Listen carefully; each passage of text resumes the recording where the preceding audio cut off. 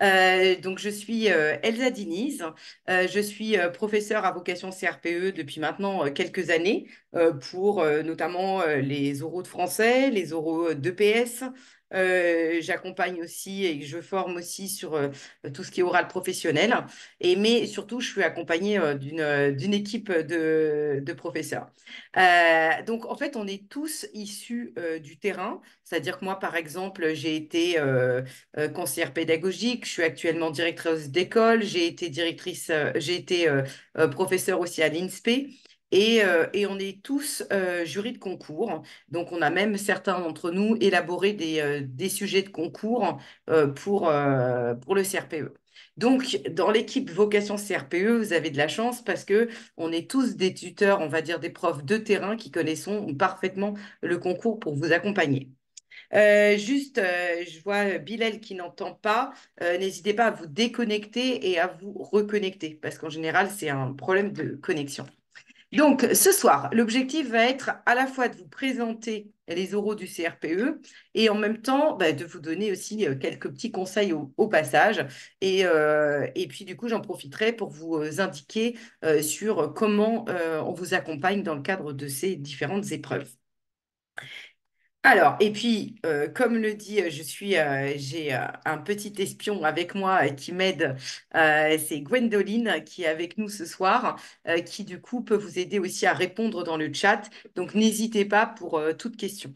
Néanmoins, il y a des questions qu'on ne pourra pas forcément répondre, notamment sur des situations extrêmement ciblées et individuelles ce soir. Et pour ce faire, Gwendoline vous mettra dans le chat les coordonnées de vocation CRPE, parce que le mieux, c'est de voir dans ce cas-là directement avec eux. Voilà, et vous avez les coordonnées qui s'affichent sur la page de présentation. Allez, c'est parti, on va rentrer dans les oraux du CRPE. Alors, première grande épreuve, donc vous avez passé l'admissibilité, à savoir les mathématiques, une épreuve de mathématiques et une épreuve de français et une épreuve dite d'application. L'épreuve d'application, elle est un petit peu à part parce qu'elle est déjà pré-professionnelle, mais on va rentrer vraiment dans le vif du sujet pour être capable d'évaluer en vous le futur enseignant, surtout sur les épreuves d'admission, donc les oraux. Alors, ces oraux, on va voir qu'il y en a plusieurs et à chaque fois, c'est ce que j'appelle, c'est des combis. Là, par exemple, on a le premier combi qui est l'épreuve dite de la leçon, qui est d'une durée d'1 heure et qui a un coefficient énorme, puisque c'est coefficient 4. Dans l'épreuve de la leçon, on commence par le français, donc une demi-heure sur le français, ensuite une demi-heure sur les maths. Je vais y revenir après plus en détail. Ensuite, vous avez un autre combi qui est l'épreuve EPS et entretien professionnel. Donc, motivation et entretien professionnel. Donc, la partie EPS, elle est, en fait, le tout, c'est coefficient 2. Donc, l'EPS, coefficient 1 et motivation, entretien, coefficient 1 également. Pareil, d'une durée d'1 heure. Donc, une demi-heure sur l'EPS et une demi-heure sur motivation et projection dans le métier. Oui, comme le dit Mathilde, en EPS, alors ils ont voulu harmoniser. Donc, Mathilde nous dit dans le chat, mais les sports qui tombent, ça dépend suivant l'académie. Alors, ils ont voulu harmoniser quand même au niveau du territoire.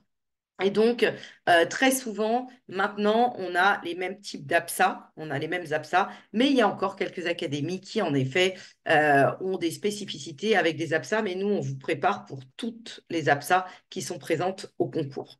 Donc voilà, on met une grosse dominante sur celles qu'on rencontre tout le temps, mais on vous prépare aussi sur celles qui sont spécifiques à certaines académies. Alors maintenant, je vais revenir plus en détail sur chacune des épreuves et donc on reviendra, Mathilde, sur le PS un petit peu plus tard. La particularité, par contre, de toutes ces épreuves-là, qu'elles soient dites la leçon de français ou de maths, que ce soit la partie EPS ou entretien, c'est une particularité de ce concours, c'est que c'est une véritable projection dans le métier. On vous demande, dans le cadre de ces épreuves pratiques, de voir si vous êtes capable de construire des séances, des séquences. Est-ce que vous êtes capable d'argumenter vos choix? Est-ce que vous avez déjà des connaissances pédagogiques et didactiques qui vous permettent qui vont permettre au jury de voir chez vous les futurs enseignants. Est-ce que vous prenez en compte vraiment l'élève dans le cadre de la construction de son savoir? Donc, c'est vraiment des épreuves qui sont très professionnelles et qui demandent vraiment d'être accompagnées. Juste, est-ce que c'est clair pour tout le monde la différence entre pédagogique et didactique? Juste pour voir ça, pour pas que j'utilise trop de gros mots ce soir, euh, qui puissent vous pénaliser un petit peu. Alors, pour Caroline qui a le courage de le dire, mais voilà, donc il y en a d'autres, effectivement, pour Karine. Alors, je vais préciser un petit peu. Alors, moi, j'aime bien utiliser avec des métaphores. OK? Donc, la didactique, c'est en fait, vous avez le savoir. Donc, par exemple, je peux être super bon en maths. C'est pas pour autant que je vais être super bon pour l'enseigner. La didactique, c'est la connaissance des savoirs et c'est ensuite tous les outils pour transposer ce savoir au niveau des élèves. C'est donc imaginer les erreurs possibles, c'est voir les différentes entrées d'apprentissage qu'on peut avoir, c'est comment je décompose ce savoir. Parce qu'à un moment, je ne vais pas tout voir d'un coup en une séance. Comment je le décompose, comment je décline en plusieurs objectifs avec une progressivité des apprentissages. Ça, c'est de la didactique. Et dans la didactique, par exemple, je vois sur le français, si on est sur de la production d'écrit, il y a toute une démarche didactique pour accompagner les élèves sur l'acte d'écrire. D'accord? Donc ça, c'est de la didactique. La didactique, on va dire, c'est comme si c'était un texte de théâtre. Ça permet d'écrire l'acte 1, scène 1, acte 2, scène 2, scène 3. Voilà, c'est toute votre trame. D'accord? La pédagogie, si on reste sur le théâtre, hein, ça va être la mise en scène. Donc, dans la mise en scène, est-ce que je choisis de faire une partie collective? Est-ce que je suis à l'oral avec les élèves? Est-ce que je suis à l'écrit? Est-ce qu'ils travaillent à deux, en binôme, en petit groupe, en collectif? Le temps que je vais passer sur telle ou telle phase de séance? Comment se positionne l'enseignant? Quel support je vais pouvoir donner? Donc, tout ça, c'est du pédagogique, c'est la mise en scène. Et pour réussir à enseigner, il vous faut les deux. Il vous faut cette mise en scène avec le rôle et la posture de l'enseignant et la didactique. Et dans ce cadre de ces épreuves, on vous interroge sur les deux et sur vos choix. Avec vocation CRPE, bien évidemment, on vous accompagne sur toutes ces notions de français, de mathématiques, de PS, de projection dans le métier, mais vous avez aussi un accès à des vidéos, justement, qui reviennent exclusivement sur la pédagogie et le didactique, sur comment je construis une séance, comment je construis une séquence, comment je fais de la différenciation, comment je peux utiliser des affichages. Donc, on a un certain nombre de vidéos supports qui peuvent vous aider, vous accompagner à être très au clair sur tout ça. Est-ce que ça va un peu mieux? Du coup, est-ce que c'est un peu moins flou la différence entre pédagogique et didactique? Ça va? J'aime bien les figures de style, je trouve que ça parle pas mal. Top. Donc, en tout cas, vous comprenez bien que là, on essaye, sans vous mettre en classe, de savoir comment, globalement, vous allez enseigner. D'où l'importance d'être accompagné pour ces épreuves. Parce qu'autant, bon, même si c'est bien d'être accompagné pour les épreuves, par exemple, d'admissibilité, maths français, c'est des choses que vous pourriez presque préparer tout seul.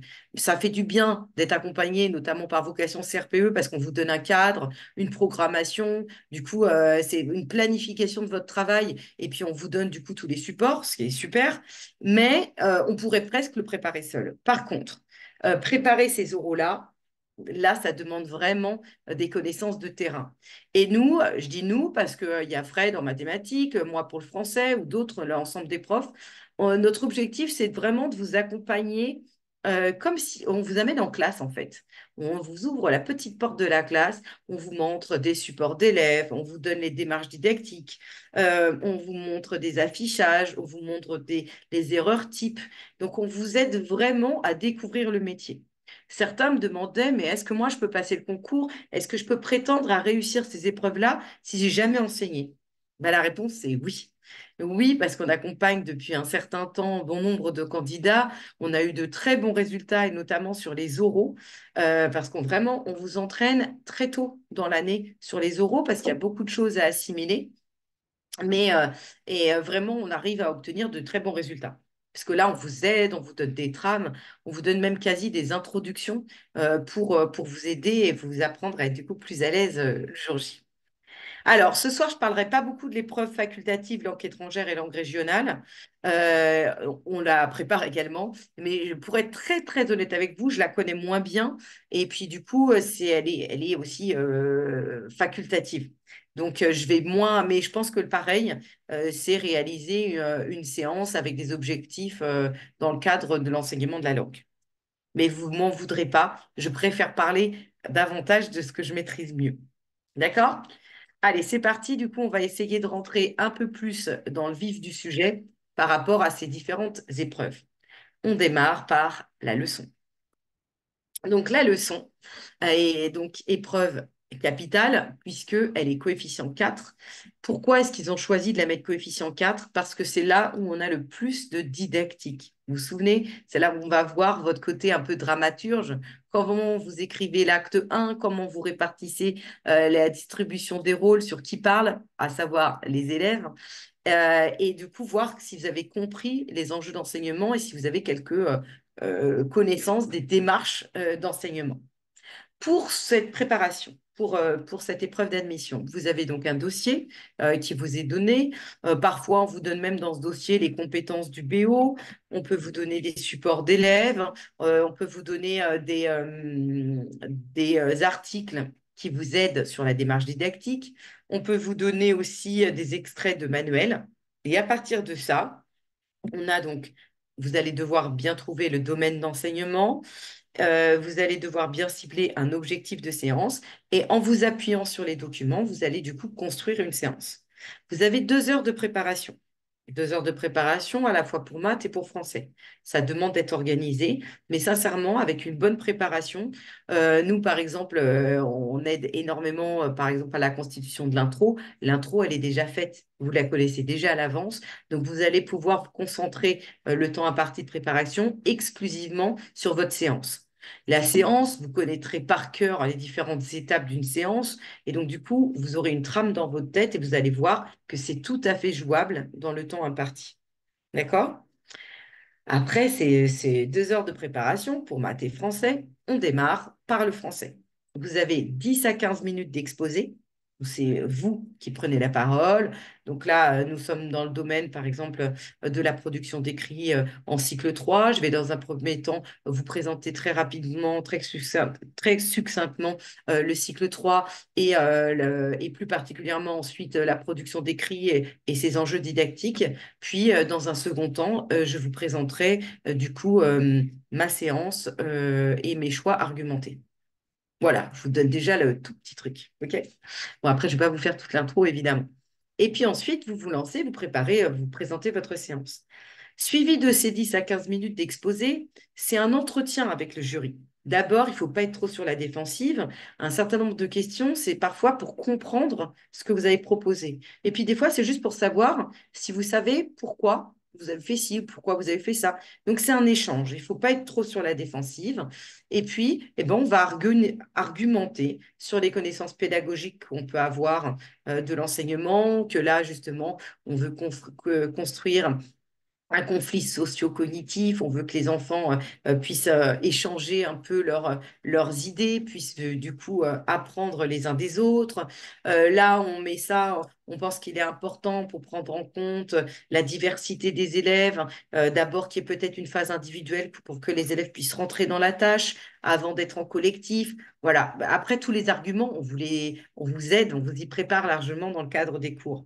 Et d'ailleurs, vous pourrez faire un parallèle avec une autre épreuve qui est l'épreuve d'entretien, qui demande de connaître, par exemple, les compétences du professeur des écoles. Et donc, du coup, vous pouvez y faire référence. Les épreuves de français et de mathématiques, là, je ne peux pas tout présenter ce soir parce que je vais me concentrer sur plutôt sur les oraux, mais vous inquiétez pas, on a d'autres lives qui présentent les écrits. Donc, je vous voilà, mais là c'est vraiment sur les écrits, juste pour faire très rapide, parce que j'ai quelqu'un qui me posait la question dans le chat. C'est vraiment, on vient voir vos connaissances à vous de mathématiques. Donc c'est toute une série de plein de petits exercices qui permettent de grappiller des points à droite à gauche, et que ce soit en français ou en mathématiques, c'est d'un niveau troisième. Enfin voilà, brevet des collèges, sauf certaines notions qui sont secondes, et on vient voir là vos propres connaissances. D'accord? Il n'y a pas de matière, il n'y a pas de comment j'enseigne les français ou les maths dans la partie écrite. OK? Ensuite, suivi de cette orale sur la leçon de français, on enchaîne du coup sur les mathématiques avec la même trame. D'accord? On peut reprendre à peu près la même intro et puis ensuite on va bien présenter l'objectif de sa séance, les différentes phases et essayer d'argumenter un peu. Néanmoins, ça va relativement vite. Donc, laissez aussi quelques questions pour le jury pour que vous puissiez expliquer par la suite sur pourquoi vous faites ci, pourquoi vous faites ça. Est-ce que déjà cette épreuve de français ou de maths, elle vous paraît déjà un petit peu plus claire?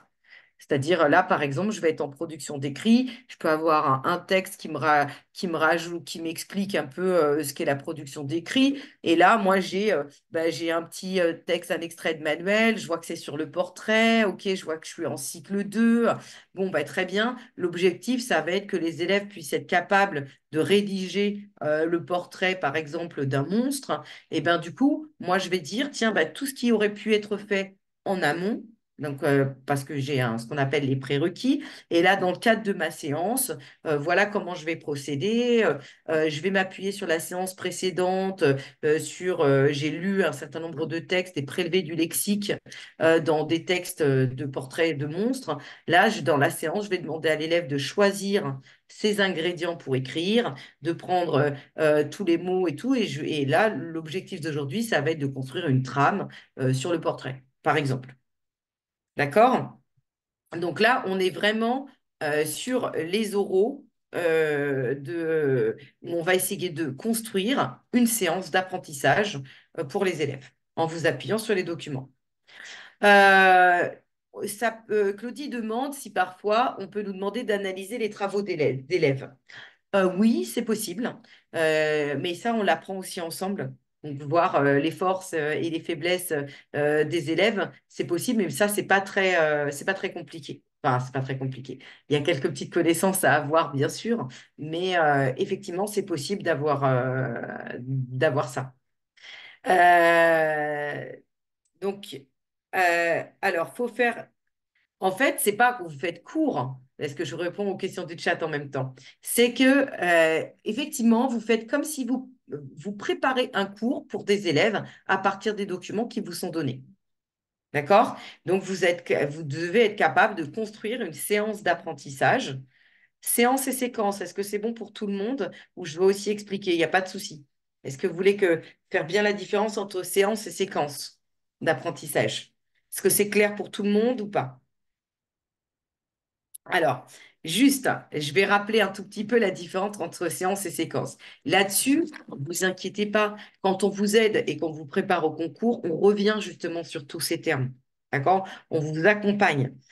Et puis, c'est pour ça que je vous invite peut-être à vous inscrire aussi le plus tôt possible pour avoir du temps pour assimiler toutes ces notions, pour éventuellement, même par exemple, si vous le passez en 2025, et bah, ça peut être pas mal de commencer à s'inscrire et commencer à s'approprier tout ce lexique. Alors, séance et séquence, je vais aussi utiliser une figure de style. D'accord? Je suppose qu'un certain nombre d'entre vous regardent des séries. D'accord? Des séries, je ne veux pas faire de pub, mais on va parler de séries Netflix. OK? Alors, la séquence d'apprentissage, ce serait par exemple la saison 1 d'une série. Et les séances, ce serait chaque épisode. La série, du coup, on sait quel est l'objectif. On a une grosse saison, donc une séquence qui donne un objectif vraiment général. Mais pour atteindre cet objectif général, je vais passer par plusieurs séances d'apprentissage avec des objectifs beaucoup plus précis. Et je vais progresser peu à peu, un peu comme dans les séries où là, je vais créer du suspense. Nous, c'est une manière de décomposer le savoir et d'avoir une progressivité du savoir dans le cadre de la séquence. Donc, une séquence, elle est décomposée en plusieurs séances. Le coût de la série, normalement, ça passe bien, ça aide à comprendre. Alors, je vais essayer de vous montrer un petit peu plus en détail les différentes épreuves. D'accord? Donc, là, dans le cadre des épreuves et des attendus, Généralement, oui, c'est une seule séance, oui, Blandine. On peut vous demander parfois qu'est-ce que vous feriez avant ou qu'est-ce que vous feriez après, mais ça, c'est surtout à l'oral dans l'entretien, parce que sinon, on vous demande une séance. Donc, dans le cadre de cette épreuve et au niveau des attendus, effectivement, on peut analyser des supports d'élèves, voir bah, ce qu'ils arrivent, surtout ce qu'ils n'arrivent pas à faire, et qu'est-ce qu'on pourrait proposer comme apprentissage ou comme activité juste après. Dans le cadre de cette épreuve, il va falloir bien évidemment utiliser un lexique spécifique. Les mots comme par exemple séance, séquence, mise en commun. Enfin, en fait, quand on prépare le concours, on apprend à parler une nouvelle langue, qui est la langue de la pédagogie ou de la didactique. Et c'est vrai qu'on attend de vous que vous connaissiez ce lexique spécifique. Mais vous inquiétez pas, au fil des cours avec nous, on fait exprès de les réutiliser, les rabâcher, et à la fin, ce vocabulaire finit par être ce qu'on appelle un vocabulaire actif, c'est-à-dire qu'en gros, il vous appartient. Euh, pour revisualiser le chat, je pense que Gwendoline va vous répondre, mais je pense qu'il n'y a pas de souci. Donc, de votre part, on attend l'utilisation d'un lexique spécifique et on attend une analyse, une réflexion. C'est-à-dire que vous allez faire des choix. Je choisis plutôt de faire telle activité plutôt que telle autre. Et ben, il faut être capable de dire pourquoi. Pourquoi est-ce que je passe tant de temps sur cette phase-là et tout. Et donc, il faut être capable d'argumenter, notamment dans le cadre de l'entretien et de l'échange avec le jury. D'accord? Alors, pour la leçon, vous vouliez par exemple un exemple de domaine. Ah, si par exemple je suis en français, vous allez pouvoir, c'est vaste le français, vous allez pouvoir tomber par exemple sur des grandes thématiques didactiques que l'on aborde avec vous dans le cadre des cours, puisque nous justement, moi je le décompose. Donc ça peut être par exemple sur la production d'écrits, sur la lecture-compréhension, sur l'étude de la langue, sur le langage oral ou la lecture, mais au sens de décodage. Voilà. Donc, ça peut être sur un de ces domaines-là. Et après, on peut avoir du coup une compétence un peu plus spécifique. Dans le domaine des mathématiques, on peut être sur le nombre, les opérations, grandeur et mesure, géométrie, proportionnalité. Mais là, on ne va pas rechercher uniquement vos connaissances. On va rechercher comment est-ce que vous allez transmettre ce savoir-là auprès des élèves. Mais vous inquiétez pas, vous avez quand même des supports hein, qui vous aident hein, dans le cadre du dossier. Mais il faut se préparer en amont, bien connaître les démarches didactiques pour travailler toutes ces entrées-là.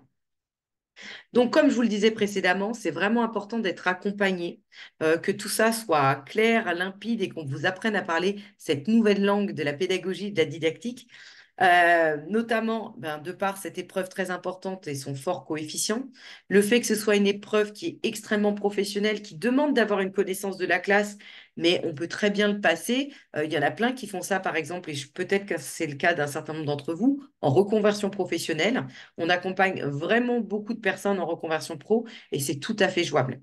Alors ça, pour ça, Cécile, il faudra voir avec Vocation CRPE parce que la problématique, c'est que, comme vous le voyez, il y a du lien en plus entre les différentes épreuves au niveau didactique et tout ça. Donc, et on commence à travailler les épreuves des oraux relativement tôt. Moi, je vous invite surtout, Cécile, à contacter Vocation CRPE. Donc, on vous mettra les coordonnées pour justement voir tout ça et négocier ça avec eux. D'accord? Parce que moi, je vous présente juste les épreuves. Donc, c'est une épreuve en tout cas qu'on connaît parfaitement et ça peut vous permettre vraiment, pour être honnête, moi, notamment sur l'épreuve de PS, je vise le 20 avec les candidats et j'en ai quand même pas mal qui arrivent à obtenir 20. Donc, quand on connaît tellement les épreuves et les attendus, on vous guide beaucoup. Alors, au début, des fois, c'est un peu dur, les premiers cours, vous êtes un peu en panique, mais très vite, vous allez voir, on prend les mêmes structures et on vous accompagne et vous êtes vraiment opérationnel le jour J. Donc, dans les attendus et effectivement, les clés de la réussite, c'est de connaître bien au niveau didactique les différents types d'erreurs des élèves, les remédiations que l'enseignant peut procéder, euh,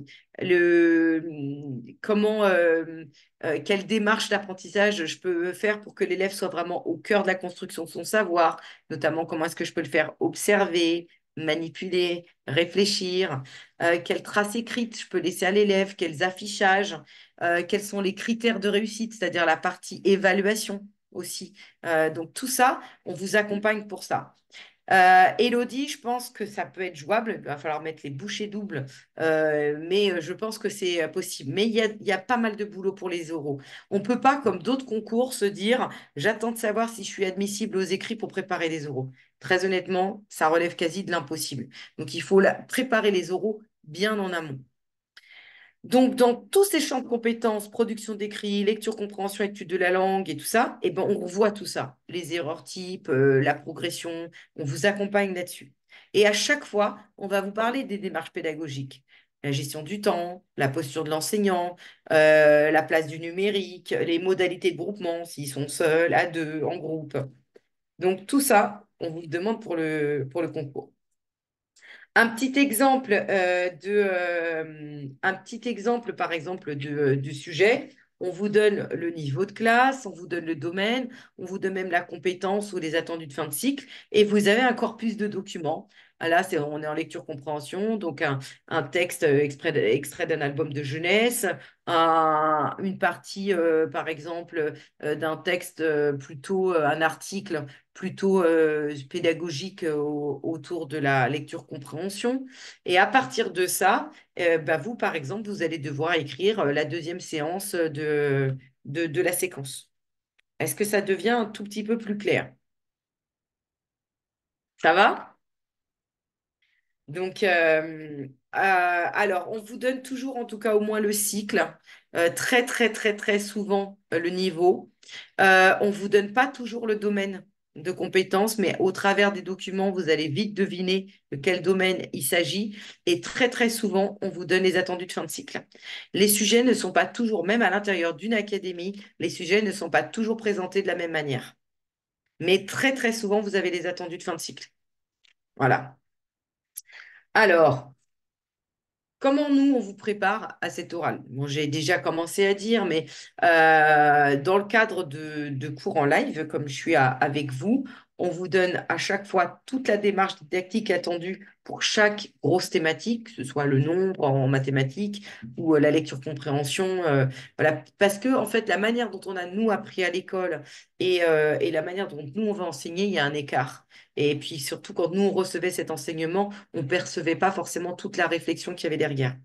Donc là, on vous amène vraiment, on vous amène en classe. D'accord? Ensuite, on vous apprend peu à peu à justifier vos choix pédagogiques et didactiques, c'est-à-dire si par exemple je choisis d'utiliser tel support en phase de recherche avec telle consigne, pourquoi est-ce que je fais ce choix-là?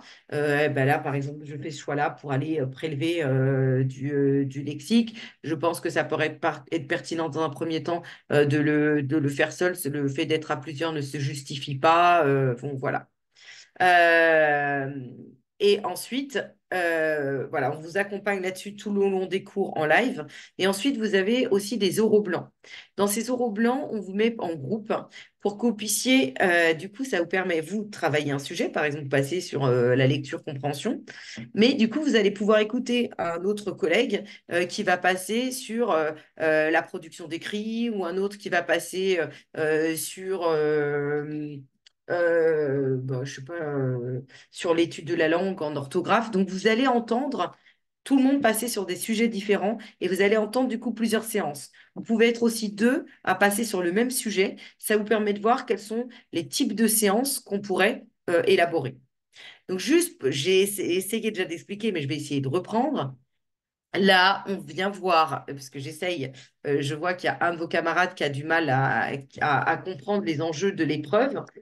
En gros, vous allez faire ce que font les maîtres et les maîtresses avant d'être en classe avec les élèves. Avant d'être en classe avec les élèves, je viens pas en classe comme ça et tiens, ben, on va parler comment est-ce qu'on fait pour comprendre un texte. On va choisir par exemple une stratégie de lecture-compréhension, par exemple être capable d'identifier les personnages, d'accord? Et je vais préparer une séance d'apprentissage. C'est exactement ce qu'on fait là, lors de l'oral de la leçon. On vous donne différents textes, on vous donne des supports, et à partir de ça, vous allez construire une séance d'apprentissage pour vos élèves. Voilà. Donc, les dossiers, ils ne sont pas forcément hyper riches, hein. Des fois, il n'y a que 2 pages de documents. Et souvent, on a au moins un support qui peut servir pour les élèves. Et ça va être à vous, à partir de ça, de construire une séance d'apprentissage. On vous guide en tout cas très fortement pour l'élaboration d'une introduction pour vous y aider. Donc voilà, vous, là, dans cette épreuve-là, on vient vous voir en fait presque en amont de la classe, tout le travail de préparation qui doit être fait avant d'aller devant les élèves. D'accord? Mais pour ça, c'est un peu long, mais il faut, il faut aller voir effectivement un peu plus dans le cadre des cours, qu'est-ce qu'une séance d'apprentissage. D'accord? Dans le Méline me demande si dans le dossier documentaire fourni, nous ne sommes pas obligés d'utiliser tous les documents. Non, vous n'êtes pas obligé d'utiliser tous les documents. Vous êtes obligé, dans le cadre de votre introduction, de tous les présenter, mais vous n'êtes pas obligé de tous les utiliser. D'accord? Et on peut dire d'ailleurs que là, peut-être, par exemple, tel texte peut être un petit peu difficile, vous estimez un peu difficile pour des élèves de CE2, et donc du coup, vous préféreriez plutôt aller dans une première étape, plutôt faire comme ci, comme ça, pour que ce texte arrive plutôt à l'issue de la séquence d'apprentissage. Oui, il y a une méthodologie effectivement pour l'intro. Enfin, en tout cas, nous, c'est la modalité qu'on a choisie là chez Vocation, c'est RPE. Et donc, on vous y accompagne, on vous y accompagne justement pour la préparer.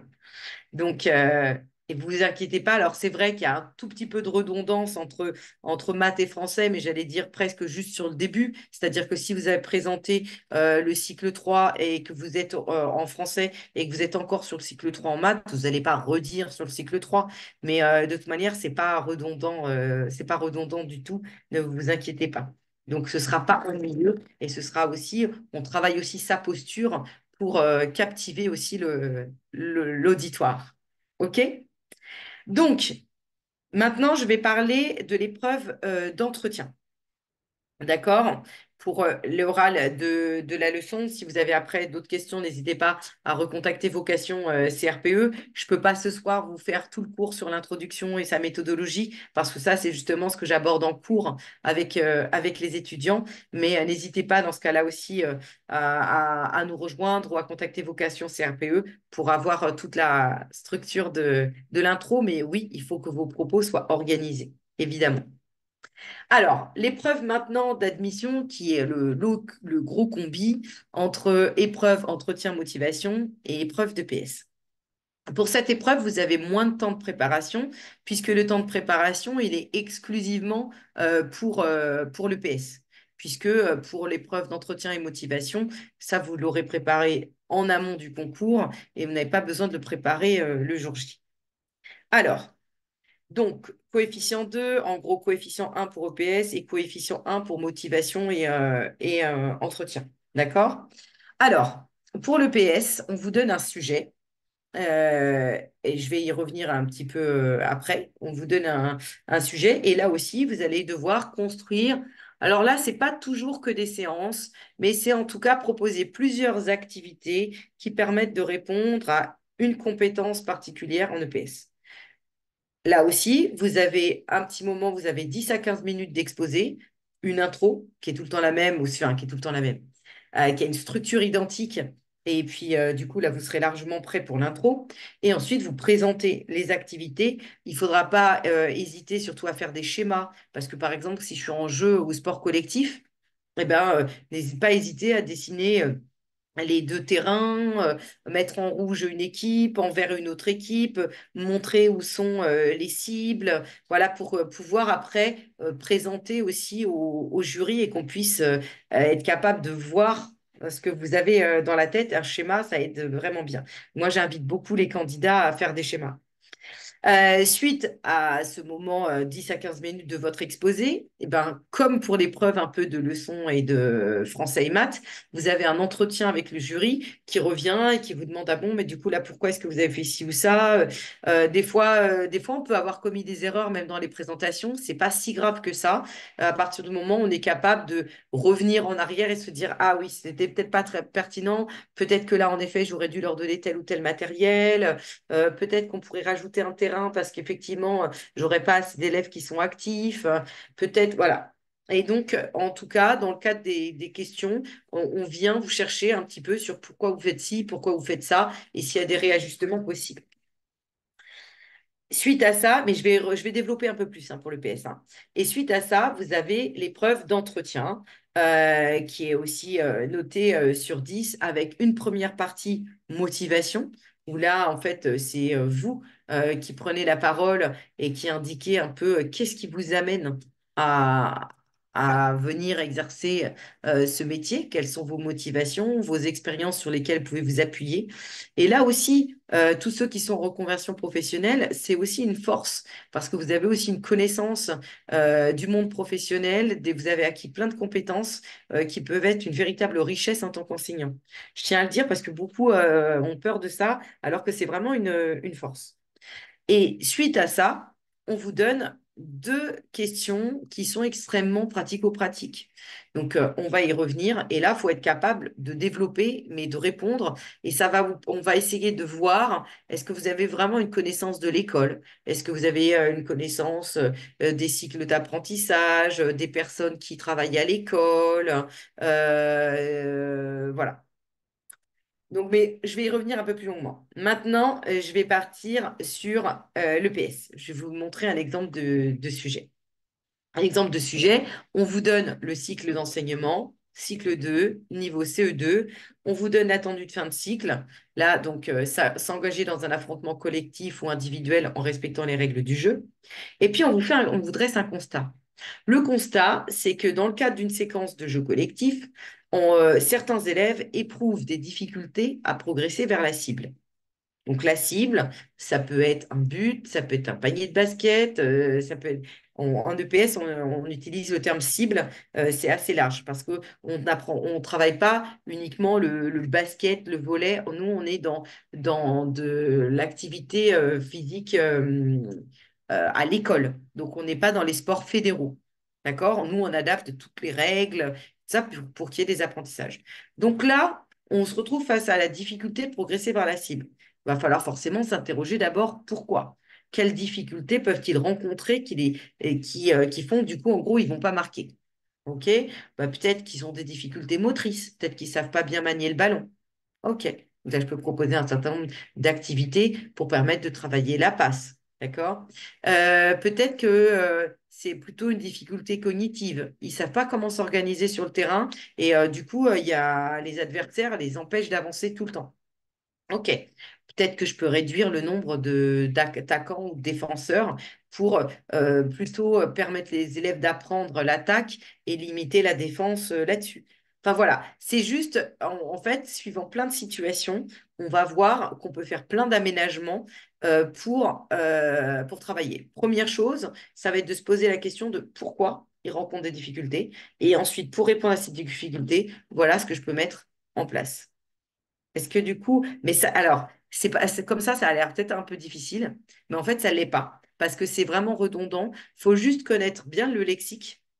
Et et après, si l'activité n'est pas précisée dans le sujet, Blandine, vous pouvez choisir n'importe quelle activité qui corresponde, par contre, à un jeu collectif, qui soit quand même dans l'APSA jeu collectif. Donc, vraiment, il n'y a pas de... Voilà.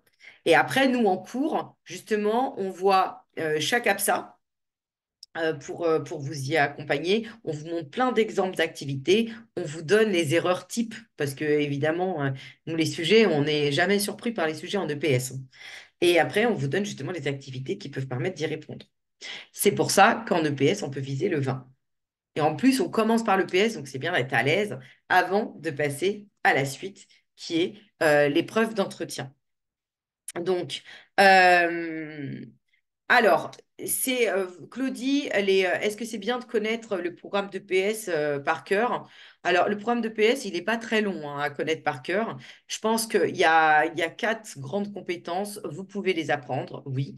Après, dans les trois quarts des sujets, ils sont donnés. Elles sont données. Mais moi, je vous invite quand même à les connaître. Ça peut vous aider. Alors, maintenant, ensuite, on passe donc à l'épreuve d'entretien. Donc, d'abord, première partie, c'est la partie motivation. Donc, l'entretien débute par vous, par une présence. En fait, vous allez vous présenter votre motivation à devenir enseignant dans une durée de 5 minutes.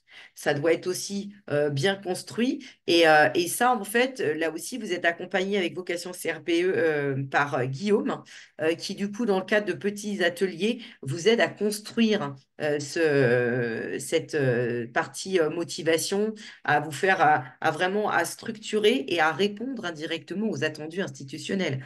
En s'appuyant, par exemple, sur les référentiels de compétences du professeur des écoles, vous allez pouvoir puiser toutes vos expériences pro à vous et voir comment on transfère lors de sur le métier de professeur des écoles. D'accord? Donc ça, effectivement, c'est à préparer et c'est vrai que c'est quelque chose à préparer plutôt en individuel. D'accord? Puisque, ben, bien évidemment, vous n'avez pas du tout le même parcours, vous n'avez pas fait les mêmes études, vous n'avez pas la même expérience. Certains ont déjà été en classe, d'autres non. Mais c'est pas parce que j'ai pas été en classe que j'ai pas du tout ma place hein, dans le fait de devenir enseignant. Et souvent, vous avez un projet beaucoup plus mûr et une motivation beaucoup plus mature, je trouve, quand vous présentez au concours. Et là, Guillaume, il vous accompagne là-dessus. Donc ça, c'est 5 minutes, en gros, où vous vous présentez et vous présentez le pourquoi vous voulez devenir enseignant. D'accord? Suite à ça, deuxième partie. Là, on va aller rechercher un peu votre éthique professionnelle. Est-ce que votre connaissance du métier, vos connaissances bah, de l'école en général et du système éducatif. Donc là, on va vous poser des questions très pratico-pratiques. On va vous exposer deux situations. Par exemple, première situation, ben, vous observez, ben, je vais vous donner des exemples. Hop, exemple de sujet, dans le cadre de l'éducation artistique, vous organisez une sortie à la cathédrale Notre-Dame. Et puis, bah, il y a certaines familles qui refusent que leur enfant rentre dans la cathédrale et elles évoquent le principe de laïcité. Que faites-vous? Donc, bien évidemment, il va falloir parler de qu'est-ce que la laïcité à l'école, peut-être rapidement d'enseignement de l'éducation artistique, de l'objectif d'une sortie, sur quels outils vous allez vous appuyer. Parce qu'à un moment, la laïcité, il y a des grands mots qui vont devoir apparaître, comme vadémécum de la laïcité, tout ça. Bon, voilà. Et du coup, vous allez dire comment vous pourriez procéder. Après, il n'y a pas toujours une bonne réponse. Comme pour d'ailleurs l'ensemble des oraux, que ce soit même la leçon de français ou de maths, il n'y a pas une bonne réponse, il n'y a pas une séance type. Non. Là, pareil, ça peut se discuter. Par contre, on va voir si vous connaissez un petit peu tout ça. Est-ce que vous connaissez même l'historique rapide de la laïcité à l'école? Quelle est sa place? Quelle est sa définition? OK? Autre situation. On vous donne, par exemple, lors de la récréation, un groupe d'élèves insulte régulièrement un camarade sur son poids et sur ses tenues vestimentaires, jugées trop féminines. Comment réagissez-vous? Que mettez-vous en place au sein du groupe classe et de l'école? Donc là, il y a un mot-clé qui doit ressortir direct.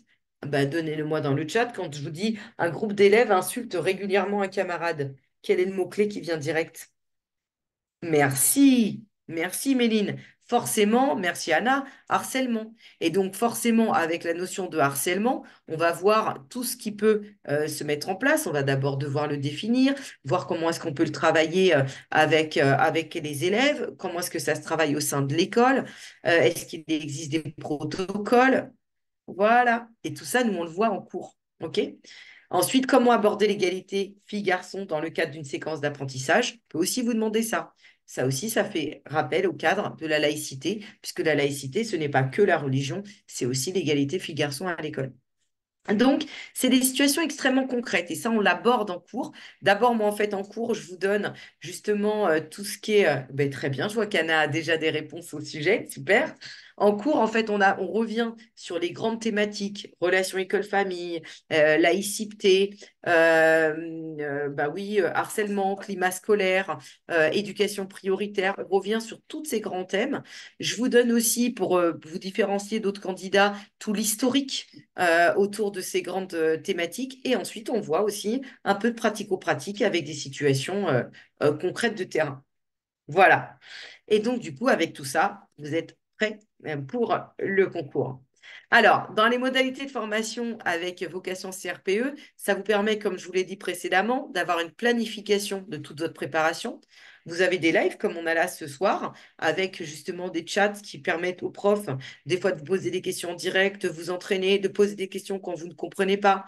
Les lives, les vidéos, ou les vidéos, parce qu'après, elles sont sous format vidéo, vous pouvez les voir et les revoir. Vous avez aussi des ateliers, comme je le disais précédemment avec Guillaume, pour préparer l'entretien et notamment la partie motivation, là, les fameuses 5 minutes où là, je donne de ma personne pour dire pourquoi je veux devenir enseignant. Vous n'êtes pas tout seul, vous avez du coup des échanges de pratiques aussi avec d'autres qui préparent le concours et des mises en situation avec des oraux blancs qui vous font un peu comme des stages, puisque vous préparez du coup enfin vous préparez votre épreuve, mais vous entendez aussi les autres passer, vous entendez du coup les questions du jury, et donc du coup ça vous aide. Voilà. Alors, juste, du coup, de manière très générale sur vocation CRPE, on vous propose, notamment pour ceux qui passent et qui se projettent même de passer, par exemple, en 2025, ou des cours de remise à niveau sur chaque domaine, en maths et en français, des concours blancs pour les écrits qui sont préparés par les formateurs, corrigés par les formateurs et du coup annotés. Ça permet de mieux comprendre parce que quand on passe le concours, ben, des fois, on ne sait pas trop pourquoi on a réussi, pourquoi on a raté. On a juste une note. Donc là, les formateurs vous mettent vraiment des appréciations dedans.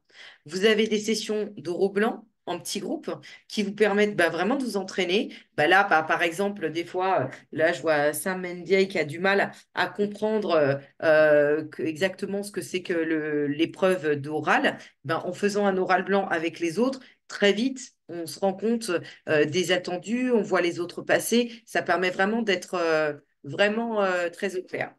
Et on vous fait aussi des devoirs à rendre régulièrement.